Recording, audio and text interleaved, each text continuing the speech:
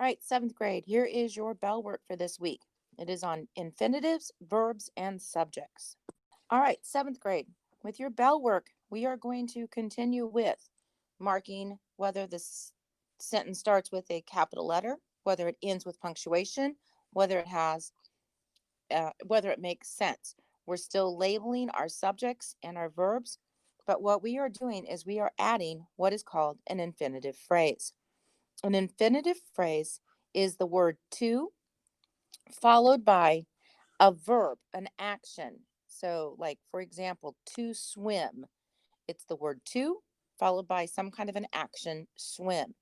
That is called an infinitive. So, I'm going to mark that one as an I. Now, my sentence begins with a capital letter. It does need in punctuation. So, I put a period and circled it. Carl likes to swim. That makes sense. I have to label my subject and label my verb. So you're going to have a label of subject, verb, infinitive. Make sure it has capital letter. Make sure it makes sense. Make sure it has in punctuation. So on problem number 2, when I read that, it says Fred was sad to leave. Here's the word to, and it's followed by action, leave.